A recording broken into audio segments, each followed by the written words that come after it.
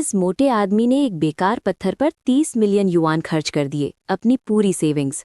अगर उसे कोई जेड नहीं मिला तो उसके पास पैसे नहीं बचेंगे। पत्थर काटने का प्रोसेस शुरू होने वाला था। एक डिवाइडिंग लाइन खींची गई, पत्थर को कटिंग मशीन में रखा गया और ढक्कन बंद कर दिया गया। जैसे ही मशीन घूमी, मोटा आदमी बहुत घबरा गया। कहावत है, एक कट स्वर्ग की ओर, एक कट नरक की ओर। जेड जुए के पागलपन को पूरी तरह से दिखाता है। जल्द ही पहला कट पूरा हो गया। उसने उसे बाहर निकाला और धत तेरे की, कुछ नहीं। सबने अपनी निराशा जाहिर की। इतने अच्छे पत्थर से कोई हरा रंग नहीं निकला था। मोटे आदमी ने खुद को शांत रखने की कोशिश की और वॉकी टॉकी से किसी को दूसरी तरफ से काटने का ऑर्डर दिया। मशीन फिर से शुरू हुई। माहौल बहुत ज्यादा टेंशन वाला हो गया। लेकिन जैसे जैसे पत्थर धीरे धीरे सामने आया, चमत्कार नहीं हुआ। इस बार किसी भी खिड़की में कोई हरा रंग नहीं दिखा। ये टुकड़ा सच में बर्बाद हो गया था। मोटा आदमी दिल टूट गया था। इन 2 कटों ने उसे सीधे नरक में पहुंचा दिया था। लेकिन ऐसा नहीं होना चाहिए। जब उसने पत्थर खरीदा तो मालिक ने साफ साफ कहा कि ये लाओ होजियांग माइन का है। अगर ये खराब भी था तो भी इसमें हरापन पूरी तरह से खत्म नहीं होना चाहिए। इस समय शियाओशिन को अपने अच्छे दोस्त जुआंग रुई की याद आई। जुआंग रुई को अचानक चोट लगने के बाद से उसकी आंखों में एक्सरे विजन आ गया था। अगर वो पत्थर को देख पाता तो शायद चीजें बदल सकती थीं। इसलिए उसने तुरंत जुआंग रुई को बुलाया। बिना कुछ कहे जुआंग रुई ने अपनी सुनहरी आंखें एक्टिवेट की और तुरंत देखा कि ये पुरानी होजियांग माइन का मटीरियल नहीं बल्कि नई होजियांग माइन का मटीरियल था। हालांकि अंदर अभी भी जेड था। उसने पत्थर में दरार के साथ काटने का सुझाव दिया।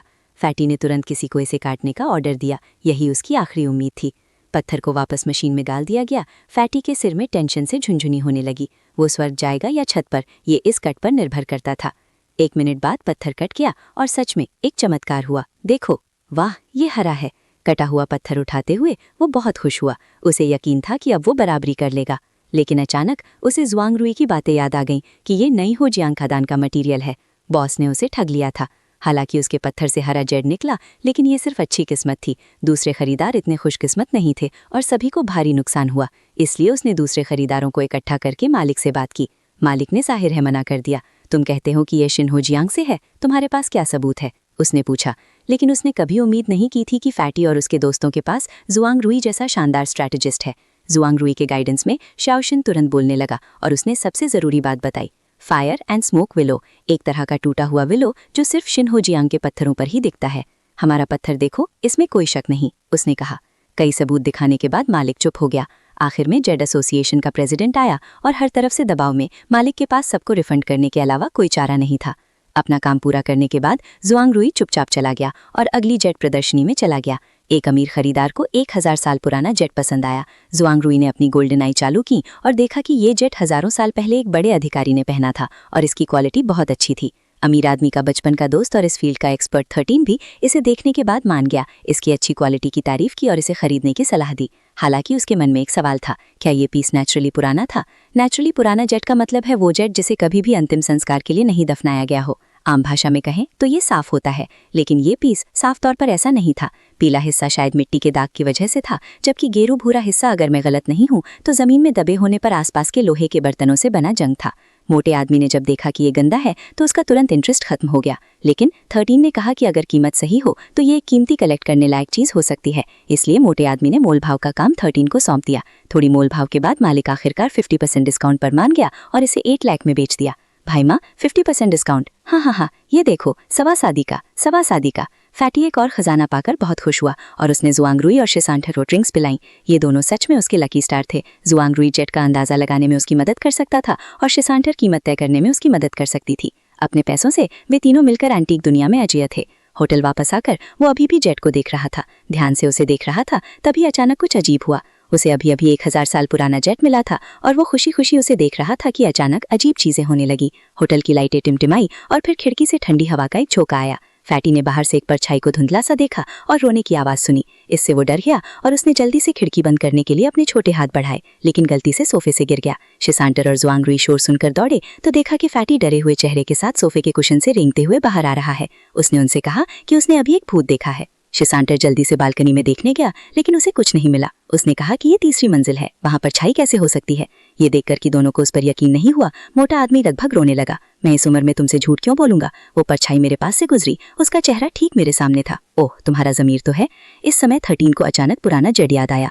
आखिर वो एक दखलने की चीज थी जिसमें भारी येन एनर्जी थी और जेड में सोखने की मजबूत क्षमता होती है। क्या इसने किसी गंदी चीज को अपनी ओर खींचा होगा? मोटा आदमी डर गया और उसने तुरंत रिफंड मांगा। दुकानदार ने कहा कि रिफंड मिल सकता है, लेकिन सिर्फ 10,000 युआन का। तेला लोगों ने तुरंत एतराज किया, हमने इसे 8 लाख युआन में खरीदा था और आप हमें सिर्फ 10,000 दे रहे हैं, ये तो सरासर लूट है। दुकानदार ने समझाया कि एंटीक चीजों के व्यापार में नियम होते हैं, लोग रास्ते पर चलते हैं, भूत पुल पर चलते हैं, एक बार खरीद लिया तो हो गया, कोई रिटर्न या एक्सचेंज नहीं। मैं पहले से ही 10,000 देकर दिल खोल कर दे रहा हूँ। इस समय मोटे आदमी को अब पैसों की कोई परवाह नहीं थी, वो बस इस गंदी चीज से जल्द छुटकारा पाना चाहता था। जुआंगरुई, जो अब और बर्दाश्त नहीं कर सकता था, आगे बढ़ा और बोला, शायद चीजें इतनी आसान ना हो। पता चला कि उसने कल कुछ गड़बड़ देखी थी, इसलिए उसने चुपके से जांच की और पाया कि मोटे आदमी के कमरे की वायरिंग में छेड़छाड़ की गई थी, जिससे टिमटिमाती लाइटों का कारण पता चला। उसे ये भी पता चला कि पड़ोस वाले ने रात भर चेकआउट किया था। इस तरह की entertaining story line fried chicken और फ्राइज खाते हुए देखने के लिए एकदम सही है। आजकल मैं शियानियो पर एक second hand market place app पर पैसे बचाने वाले कूपन इस्तेमाल कर रहा हूँ और मुझे सिर्फ 9.9 युआन में बर्गर और फ्राइड चिकन का पूरा सेट मिल सकता है। ये बहुत सस्ता है। खाने, ड्रिंक्स और एंटरटेनमेंट के लिए मैं शियानियो जरूर रेकमेंड करूंगा। ये सच में कमाल का है। लोगों को डराने के लिए भूत बनने का नाटक करना उसके लिए सही था। उसने मालिक से पूछा, क्या ये सब तुमने अरेंज किया था? मालिक ने जाहिर है मना कर दिया, ये कहते हुए कि जुआंगरुई बेबुनियाद इल्जाम लगा रहा है। क्या ऐसा है? सबने आवाज की तरफ देखा और जेड एसोसिएशन के वाइस प्रेसिडेंट को देखा। पता चला कि जुआंगरुई को कल कुछ गड़बड़ महसूस हुई और उसने उसी रात चेयरमैन को फोन किया। उनकी जांच से पता चला कि जेड सिर्फ 6 महीने में 10 से ज्यादा बार बेचा गया था और हर खरीदार नया था, उस इलाके से अनजान था, जिसने कुछ अजीब घटनाओं के बाद आखिर में आइटम वापस कर दिया। असल में आपको पता होना चाहिए कि आपकी अपनी दुकान में क्या है ना? क्या? तो पता चला कि 13 ही इस दुकान का असली मालिक है। ये आदमी ने फैटी को सच में गुस्सा दिलाया। ठीक है, तुम्हें भूत का रोल करना पसंद है ना? इस बार मैं तुम्हें असली भूत बनाऊंगा।